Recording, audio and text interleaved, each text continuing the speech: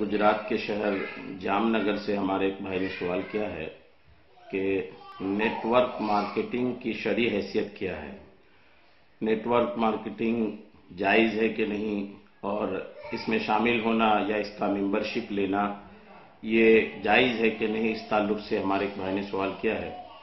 جواب، الجامعۃ الاشرفیہ کی جو مجلس شرعی ہے انہوں نے مفتیان کرام کے ساتھ بیٹھ کر کے الحمدللہ بڑی تنقیح کے بعد، بڑی تلاش و جستجو کے بعد اور تحقیق کے بعد، ریسرچ کے بعد نیٹ ورک مارکیٹنگ کے تعلق سے جو شرعی حیثیت بیان فرمایا ہے وہ اس کی نچوڑ اور پوری تحریر جو مجلس شرعی کے فیصلے کی کتاب میں شائع ہے، میں وہ آپ کو سنا کر مسئلے کو واضح کرنے کی کوشش کرتا ہوں۔ آپ اس کو پوری غور و فکر کے ساتھ اور بڑی دھیان کے ساتھ اس کو سنیے، انشاءاللہ آپ کو مسئلہ سمجھ آئے گا اور آپ کا مسئلہ حل بھی ہو جائے گا۔ جنہوں نے سوال کیا ہے وہ تو نیٹ ورک مارکیٹنگ جو ہے وہ اس کو تو جانتے ہیں، لیکن اور دیگر لوگ جو اس ویڈیو کو دیکھیں گے جو نیٹ ورک مارکیٹنگ کو سمجھتے نہیں ہیں یا کیا ہے نیٹ ورک مارکیٹنگ وہ نہیں جانتے ہیں، تو ان کے لیے پہلے میں یہ واضح کر دیتا ہوں کہ نیٹ ورک مارکیٹنگ ہے کیا اس کا طریقہ کار ہوتا ہے، کس انداز سے یہ کام کرتا ہے، اور پھر اس کے بعد جو شرعی مسئلہ ہے کہ جائز ہے کہ ناجائز ہے، اور ناجائز ہے تو کیوں ناجائز ہے، اس تعلق سے میں انشاءاللہ عرض کروں گا۔ پہلے آپ کو عرض کرتا ہوں کہ نیٹ ورک مارکیٹنگ ہوتا کیا ہے۔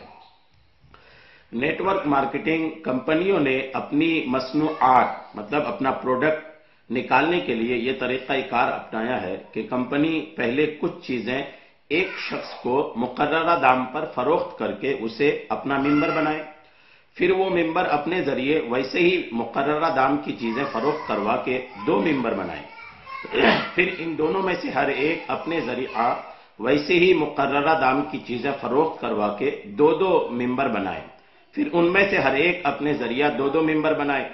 اوپر والے ہر ممبر کو اپنی خریداری اور اپنے بعد والے تمام ممبروں کی خریداری سے کمپنی کو ملنے والے منافع سے مقررہ فیصد کے حساب سے کمیشن دیے جانے کا وعدہ ہوتا ہے اور اس پر عمل بھی ہوتا ہے۔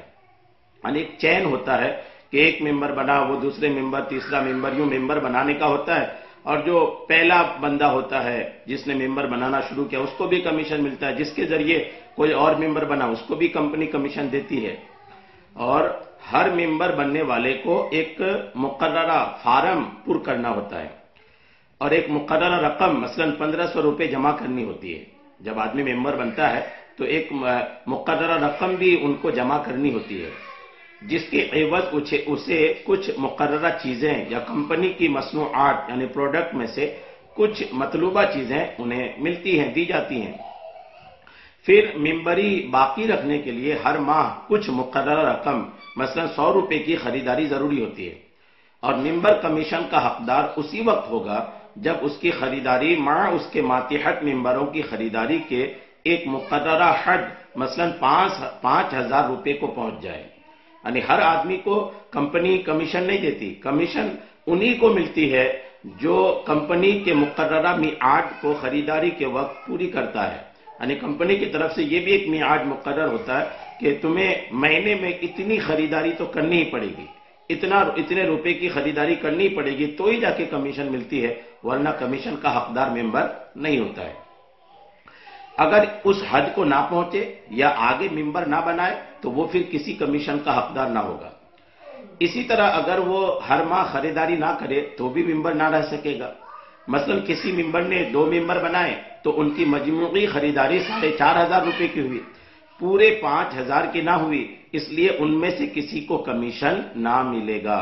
ہاں، اگر ان کے ذریعے ایک ممبر اور بن جائے تو کل رقم 6,000 ہو جائے گی اور اوپر والا ممبر کمیشن کا حقدار ہو جائے گا، جبکہ وہ ہر ماہ کم از کم 100 روپے کی خریداری جاری رکھتے ہوئے اپنی ممبری باقی رکھے، ورنہ وہ بھی حقدار نہ رہے گا۔ یہ کچھ اس میں پریشانیاں ہیں۔ اس طریقہ کار سے کمپنی کا فائدہ یہ ہے کہ اس کا ہر ممبر کمپنی کا ورکر بن جاتا ہے اور ممبروں کا دائرہ بڑھانے کی کوشش کرتا ہے تاکہ وہ کمیشن کا حقدار ہو سکے۔ اس کی وجہ سے کمپنی کو خود اپنے خریداروں اور ممبروں کا دائرہ بڑھانے کے لیے مستقل ملازم رکھنے کی ضرورت نہیں ہوتی۔ اس کا تصور یہ ہے کہ ممبران کمیشن کے لالچ میں خود ہی با تنخواہ ملازموں سے زیادہ شوق کے ساتھ ورک کریں گے اور کمپنی کی مصنوعات یعنی اس کے پروڈکٹ کی نکاسی روز بروز بڑھتی چلی جائے گی۔ اگر کوئی مزید خریداری نہیں کرتا یا آگے اپنے ممبر نہیں بناتا تو کمپنی کے ذمہ اسے کمیشن دینا بھی نہیں، اس لیے کمپنی کا کوئی خسارہ بھی نہیں ہوتا، اور ایسے ایک یا زیادہ ممبروں کے ذریعے جتنی خریداری ہو گئی اس میں بھی کمپنی کا کوئی خسارہ نہیں بلکہ فائدہ ہی فائدہ ہے۔ اب یہ دیکھنا ہے کہ اس طریقہ کار میں خریداروں کا کتنا فائدہ ہے یا کتنا نقصان ہے۔ یہ معاملہ تو سمجھ میں آ گیا، نیٹ ورک مارکیٹنگ ایسا ہوتا ہے۔ اب سمجھنا یہ ہے کہ اس میں جو خریدار ہیں، جو ممبر بنتے ہیں، ان کا فائدہ کتنا ہے، نقصان کتنا ہے۔ تو اس بارے میں جو معلومات فراہم ہوئی ان سے یہ ظاہر ہوا، جو معلومات ملی ہیں تحقیق کر کے ہمارے مفتیان کرام کو، تو اس سے یہ معلومات حاصل ہوئی کہ جو سامان کوئی ممبر 1500 روپے میں خریدتا ہے اس کی قیمت 1280 روپے بتائی جاتی ہے۔ 220 روپے کمپنی اپنی فیس وغیرہ کے طور پر زائد لیتی ہے، مگر عام خریدار اس کی پرکھ نہیں رکھتے کہ وہ سامان مارکیٹ ریٹ سے 1280 روپے کے لائق ہے یا نہیں۔ ماہرین یہ بتاتے ہیں کہ وہ بازار بھاؤ سے بمشکل 700 روپے کا ہوتا ہے۔ اسی طرح ماہانہ 100 روپے میں جو سامان خریدا جاتا ہے وہ 60 روپے کا ہوتا ہے۔ اس طرح ہر ممبر کو پہلی بار تقریباً 800 کا اور ہر ماہ 400 روپے کا خسارہ ہوتا ہے۔ 40 روپے کا، ہر مہینے 40 روپے کا خسارہ ہوتا ہے۔ خسارے کی تلافی آئندہ ملنے والی کمیشن سے ہونا بھی مشکل ہے، بہت مشکل ہے، کیونکہ ہر ممبر مزید 2 ممبر نہیں بنا پاتا، اس لیے کہ لوگ خریداری کے معاملے میں عموماً آزاد رہنا پسند کرتے ہیں، اور انہیں جب کسی چیز کی ضرورت ہوتی ہے تو وہ کھلے بازار سے خرید لیتے ہیں۔ ممبر بننے میں انہیں ایک تو فوراً مقررہ مقدار میں کچھ سامان لینا ضروری ہے، اگرچہ انہیں ان سامانوں کی فوراً کوئی ضرورت نہ ہو۔ دوسرے، ہر ماہ اسی کمپنی کے کچھ سامان لینا بھی ضروری ہے، خواہ انہیں ہر ماہ ان سامانوں کی ضرورت ہو یا نہ ہو۔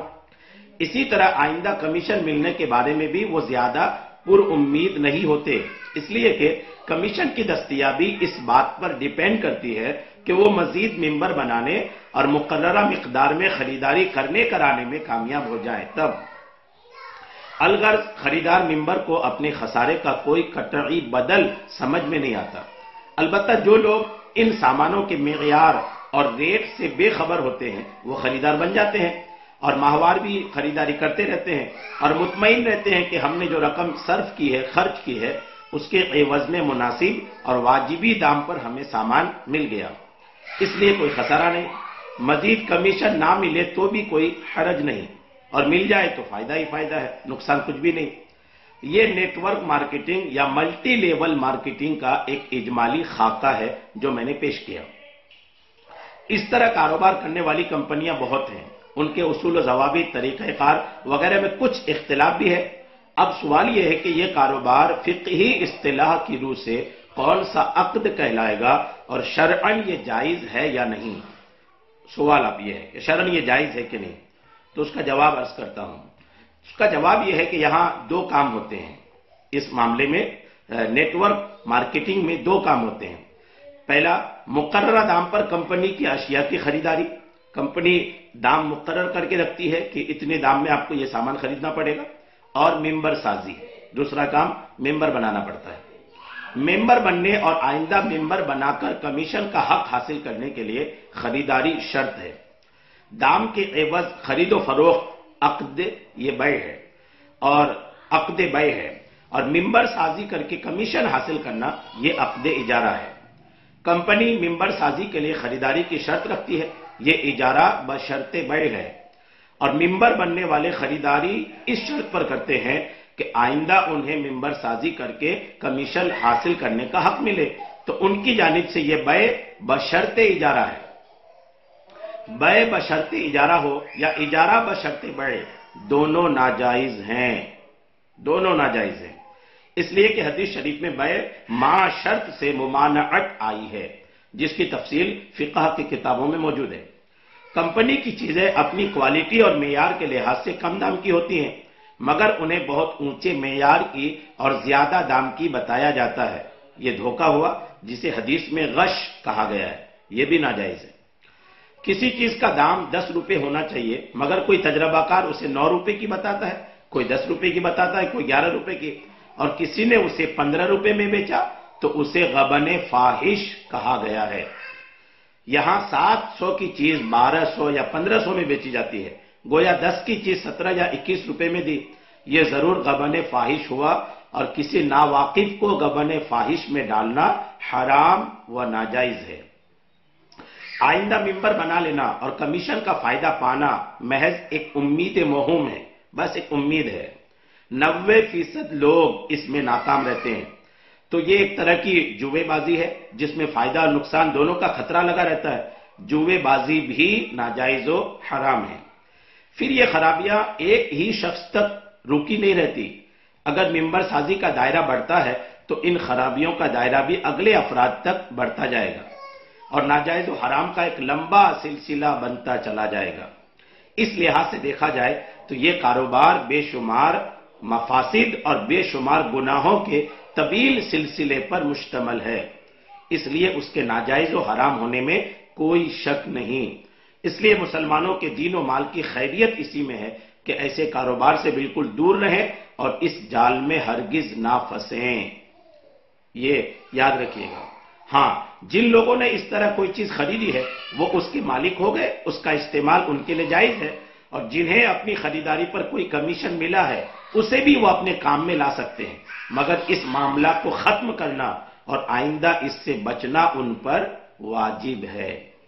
یہ پورے مسئلے کا ایک ڈیٹیل اور خلاصہ میں نے عرض کر دیا۔ بہرحال مسئلہ یہ واضح ہو کر سامنے یہ آیا کہ نیٹ ورک مارکیٹنگ ناجائز حرام ہے، اس میں شرکت، اس میں شمولیت، اس میں ممبر بننا بنانا، یہ سب کے سب ناجائز و حرام ہے۔